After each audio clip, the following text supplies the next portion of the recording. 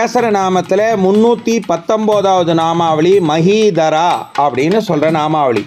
இந்த நாமாவளிக்கு ஆழ்வார் ஆச்சாரியர் பெரியோர் சொல்லியிருக்க விளக்கம் என்னென்னா, சுமையாக இருக்கும் தீயவர்களை ஒழித்து பூமியை தாங்குபவர் அப்படின்னு சொல்லி நிறுத்துறா.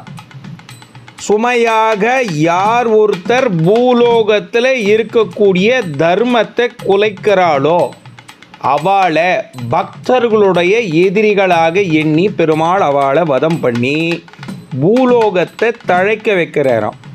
அப்படி பெருமாள் தர்மத்தை பூலோகத்தில் தழைக்க வைக்கிறதுக்காக பண்ணுற முயற்சியால் அவர் இந்த பூலோகத்தை தாங்குறார் அப்படின்னு சொல்லி பெரியவாள்லாம் சொல்லி நிறுத்துறா.